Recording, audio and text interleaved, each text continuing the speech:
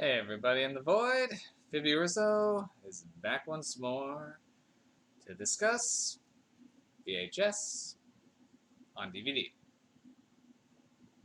Anyway, so it's an anthology series, largely focusing around a group of people finding a bunch of creepy VHSs and watching them. Simple, but effective. And it ended up spawning several sequels, so it was a bit of a hit, or at least enough of a had enough of a following to warrant it.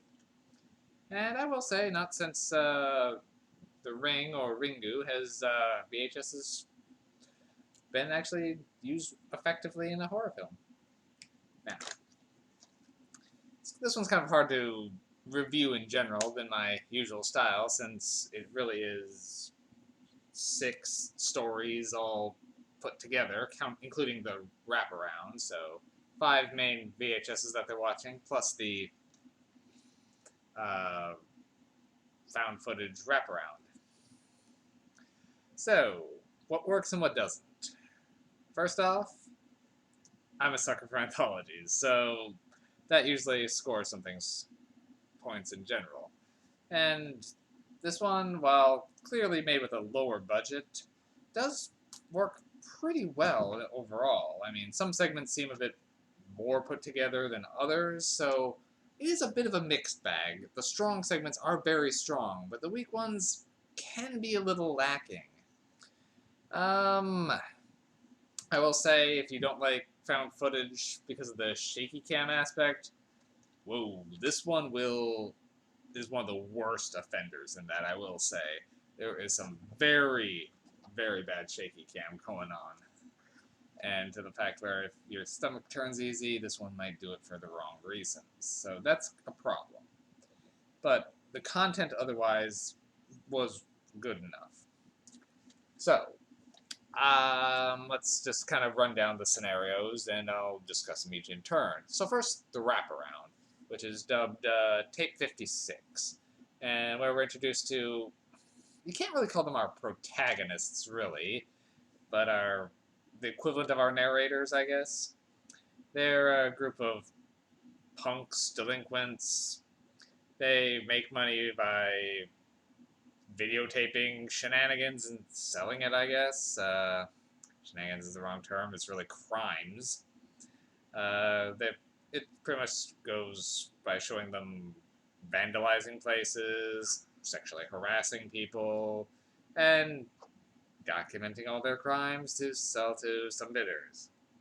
When one of them says that he's got a job that could make them a lot of money, which involves breaking into an old man's home and stealing a particular VHS that they know when they saw it. They do, and, well, they find the old man dead, VHSs everywhere, and some video equipment that seems on just all staticky. So they, while looking around for stuff to loot, one person pops in a VHS and we go to our first story. And every time a VHS ends, we go back to them as they continue their search and strange things happen. I can't say exactly what happens because it never really clearly defines it. You'll see mysterious figures moving about, what dead bodies disappearing and reappearing, the guys start vanishing, and perhaps one issue of a zombie. It's a little nonsensical at times, but it effectively holds your attention. So it's not the strongest one, but since it mostly just serves to bookend the meat of the movie, it's serviceable. And it is kind of creepy at points, so you wish to see these guys get a bit more comeuppance, and when you're not exactly sure what's happening, it's kind of hard to get that satisfaction. So, the first story within it is my favorite one, dubbed Amateur Night, which involves a group of people going out clubbing. One of them has a hidden camera in his glasses, so they want to find some girls, have some fun, and document the night, particularly if things get hot and heavy. And while they find some people, as they party around, they take 2 girls back. One passes out, and the other girl seems a little strange. She seems fixated on one guy, and just things seem off, and get increasingly off as the night progresses, and she's clearly not what she seems.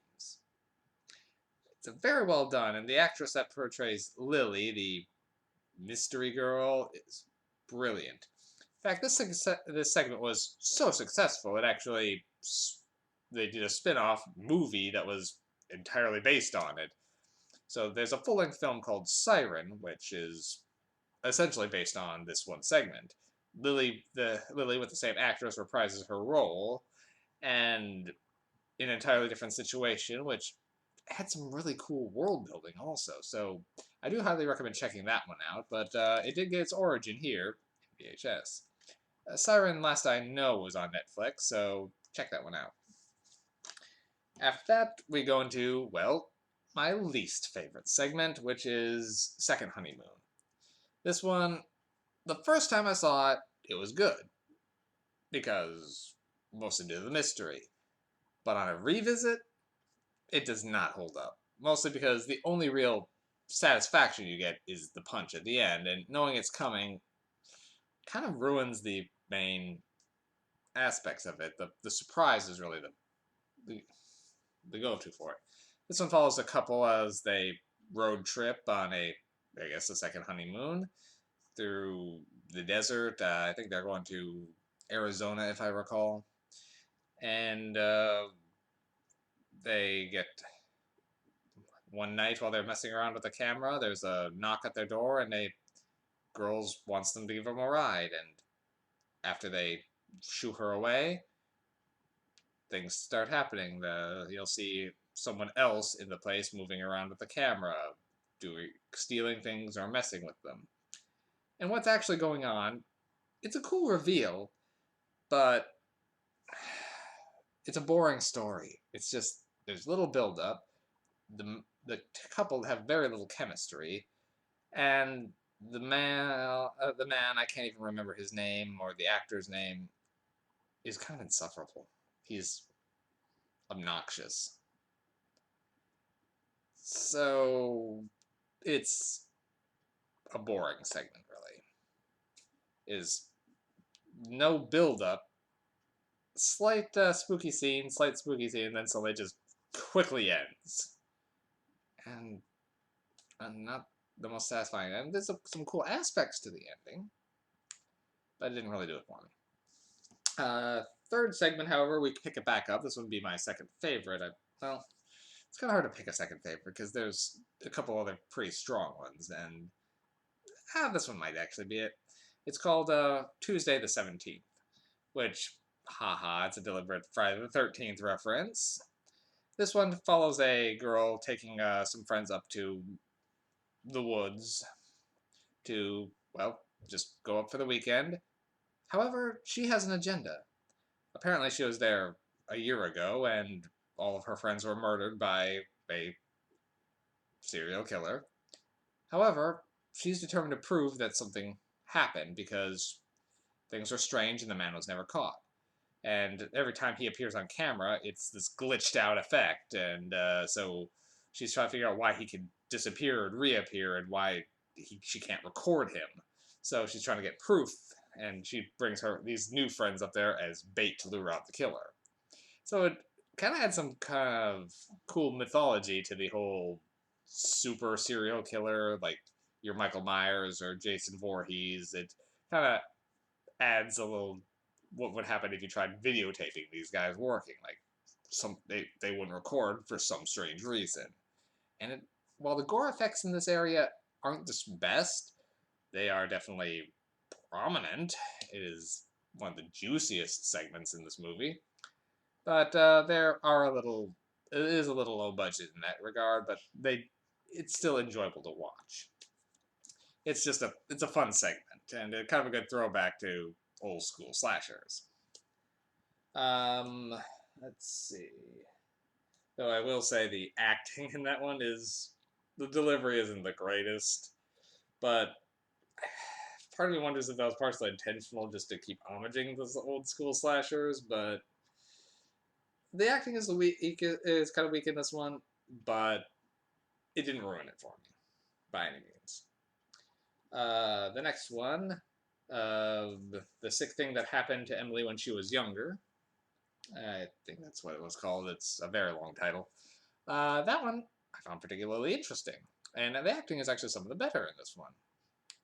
Now that one involves around Emily, who's it's a series of Skype chats with her boyfriend, and she's saying that some strange things are happening. She has a bump on her arm that she can't figure out how she got, and she just moved into this new place, and she thinks it might be haunted. She keeps hearing footsteps and seeing strange things. Now, there's some cool back and forth about what's actually going on, and I don't want to spoil this segment, but the mystery really brings it well, and it's kind of has some horrifying implications, which makes it a very strong segment. I keep going back and forth on whether this one or Tuesday the 17th is my second favorite. I mean, Amateur Night is by far and away my favorite, but these two kind of go back and forth. And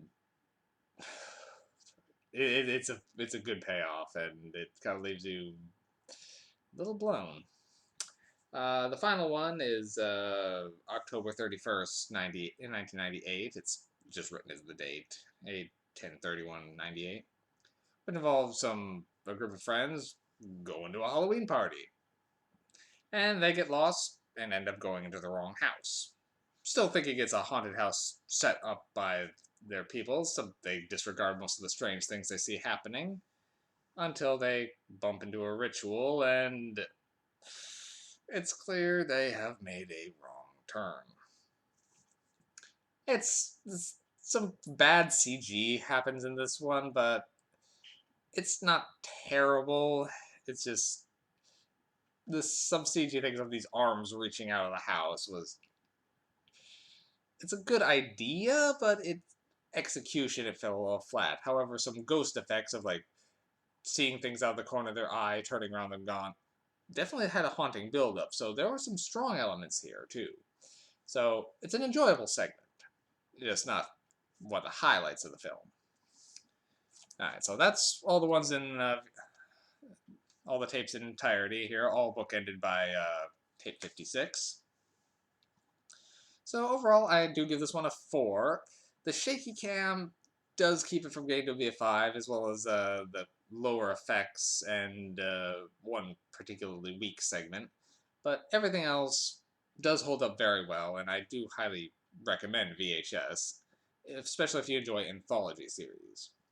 If you don't like found footage, especially if you don't like how shaky the camera can be, approach with caution. But otherwise, I do recommend VHS. Well, I suppose that should be not too surprising since we are doing my favorite ones this month or movies I particularly enjoy. But yes, 4 out of 5 MacGuffins, VHS, check it out. And I'll see you back probably very soon because I did just watch another movie, so I'll have another video posted very soon. Take care.